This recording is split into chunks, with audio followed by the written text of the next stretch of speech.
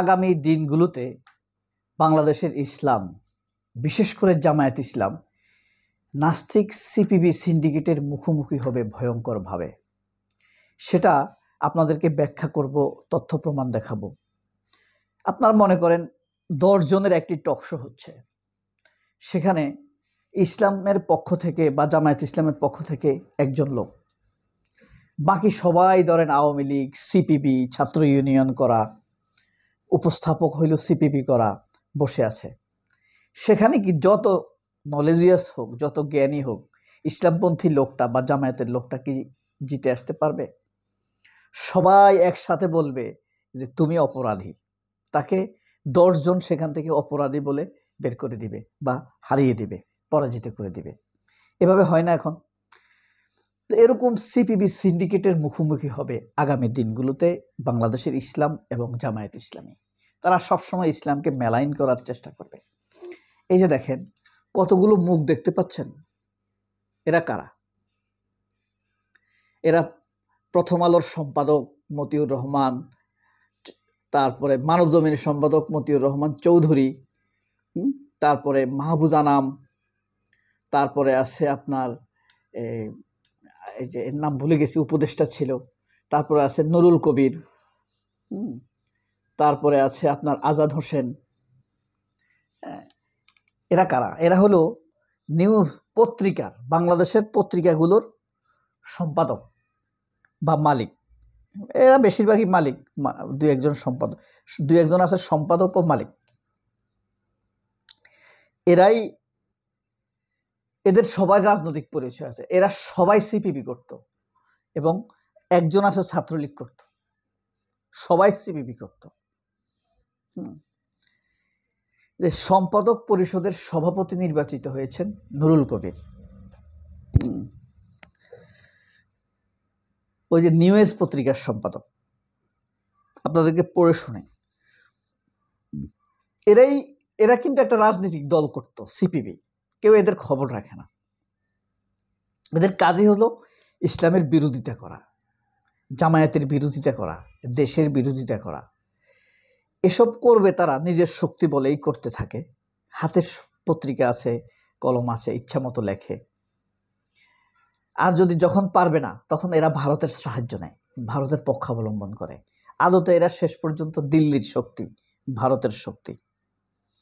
তো এইসব এলিট সম্পাদক এখানে দেখবেন ইসলামের পক্ষে বলার মতো একটা লোকও নাই। হ্যাঁ, সংবাদপত্রের সম্পাদকদের সংগঠন সম্পাদক পরিষদের নতুন নির্বাহী কমিটির সভাপতি নির্বাচিত হয়েছেন ইংরেজি দৈনিক পত্রিকা নিউ এজ সম্পাদক নুরুল কবির। তিনি এই সংগঠনের সভাপতি ডেইলি স্টার মাহফুজা নামে স্থলাভিষিক্ত হলেন। এর আগে সভাপতি ছিল মাহফুজা নাম, ডেইলি স্টারের। হ্যাঁ, আরেক ভারতীয় বাটপার। তার মিথ্যা কথা, ছলছাতুরি, অসরলতা, চরম অবিশ্বস্ত সম্পাদক সাংবাদিকে পরিণত হয়েছে মাহফুজা নাম। জাতি তাকে বিশ্বাস করেই না।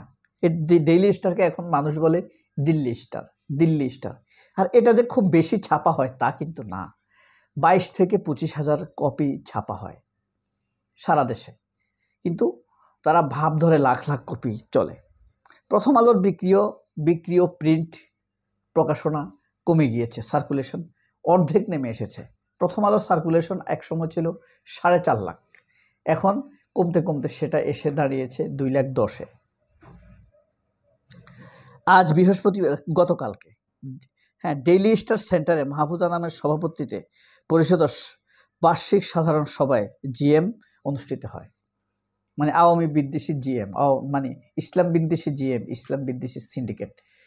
এরা প্রত্যেকেই এই মানে ছাত্র জনতার আন্দোলন হয়েছে যে শেখ হাসিনার বিরুদ্ধে, খুনি শেখ হাসিনার বিরুদ্ধে, তখন শেখ হাসিনার পক্ষে অবস্থান নিয়েছিল। সামান্য একটু ছিল এই মানব জমিন। তো 2 বছর মেয়াদী নতুন কমিটিতে সহসভাপতি পদে দৈনিক ইত্তেফাক সম্পাদক তাসমিমা হোসেন, সহকারী সম্পাদক পদে সুপ্রভাত বাংলাদেশ এর সম্পাদক রুশো মাহমুদ নির্বাচিত হয়েছেন। নির্বাহী সদস্যরা হলেন, নির্বাহী সদস্য দেখেন এর ক্ষমতাবানেরা, মাহফুজ আনাম, মানব জমিনের প্রধান সম্পাদক মতিউর রহমান, প্রথম আলোর সম্পাদক মতিউর রহমান, দুইজনেই মতিউর, একজন চৌধুরী একজন সুদুর রহমান, করতোয়া সম্পাদক মোজাম্মেল হক, ইনকিলাব সম্পাদক বাহাউদ্দিন। এই যে একটা জিনিস দেখাই, এই যে দেখেন, ডোন্ট মাইন্ড, এটা আপনাদের সাথে আমাদের ব্যাপার, নট সোশ্যাল ম্যাটার। দেখেন তো এর কি গাঁজাখোরের মতো লাগে কিনা? এরা কিন্তু নিয়মিত নেশা করে, ঠিক আছে, এ তো করেই, এরে আমি সবচাইতে পছন্দ করি। এই যে সিন্ডিকেট দেখাইলাম, এই সিন্ডিকেটের মধ্যে সবচাইতে আমি তাকে পছন্দ করি, এবং তার পত্রিকায় আমি একসময় খুব পড়তাম, নিউ এজ আমার পছন্দের পত্রিকা ছিল। সম্পাদক পরিষদের নতুন নির্বাহী কমিটির সভাপতি নুরুল কবির ছবি দেখা যাচ্ছে। মুক্ত, নিরাপদ, দায়িত্বশীল সাংবাদিকতা নিশ্চিত করতে নতুন কমিটির নেতৃত্বে আরও দৃঢ়ভাবে কাজ করবে বলে প্রকাশ করেন বিদায়ী সভাপতি। নবনির্বাচিত সভাপতি সম্পাদক ভবিষ্যতে আরও সাফল্যের সঙ্গে এগিয়ে নেওয়ার প্রত্যয় ব্যক্ত করেন। তিনি মুক্ত, নিরাপদ, প্রভাবমুক্ত সাংবাদিকতা নিশ্চিত করে নতুন কমিটির পক্ষ থেকে সর্বাত্মকভাবে কাজ করার অঙ্গীকার ব্যক্ত করেন। হানিফ মাহমুদ মানে সম্পাদক পরিষদের সাধারণ সম্পাদক এজিএম উপস্থিতি নতুন কমিটি অভিনন্দন জানান, ভবিষ্যতের মাধ্যমে পরিষদ গঠন করবেন হানিফ মাহমুদ।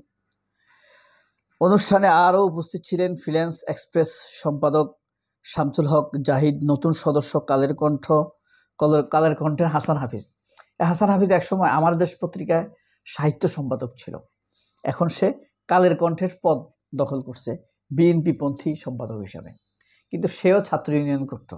এগুলারে বিশ্বাস কোনোদিন, এই বিএনপি করুক আর যাই করুক, আসিফ নজরুল আমরা বিশ্বাস করতাম না, এই দেশের মানুষ বিশ্বাস করতো না, সেও বাম করতো, কিন্তু দেখেন জায়গায় গিয়ে ঠিকই জাতির বিরোধিতা করে, জাতির সাথে দেশদ্রোহিতা করে।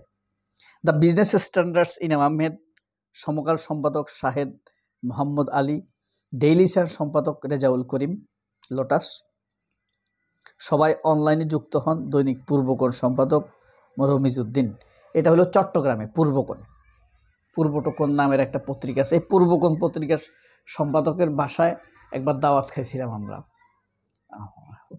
আল্লামা দেলোয়ার হোসেন সাইদি ছিল তখন আমাদের সাথে, মানে একই সাথে খাইছি আমরা, একই সাথে গেছি, একই টেবিলে খেয়েছিলাম। ওনাকে নিয়ে কক্সবাজার যাচ্ছিলাম, তো সেখানে আমরা যাত্রা বিরতি করেছি, ওই বাড়িতে খাওয়া দাওয়া করেছে, আর রেস্ট নিয়েছে হুজুর শহীদ আল্লামা দেলোয়ার হোসেন সাইদি, উনি রেস্ট নিছে, আর আমি গেছি ওনার জন্য হোটেলে রুম বুকিং দেওয়ার জন্য। তো যাই হোক, এই যে ইসলামের বিরুদ্ধে এই অপপ্রচার সিন্ডিকেট চলবে আগামী 2 বছর, 2 বছরের জন্য এদের কমিটি গঠিত হয়। এখন প্রস্তাব করা হয়েছে এটা যাতে প্রতি বছর 1 বছর পরে পরে হয়, কিন্তু সেটা খুব হ্রাস হয়ে যায়, এই কারণে এখনো সেটা সম্ভবত চেঞ্জ করে নাই। এটাই মোকাবেলা করতে হবে ইসলামকে বা জামায়াত ইসলামকে বা বাংলাদেশি শক্তিকে, এরা ভারতপন্থী সিন্ডিকেট। সবাই অনেক ভালো থাকবেন, আল্লাহ হাফেজ, আসসালামু আলাইকুম।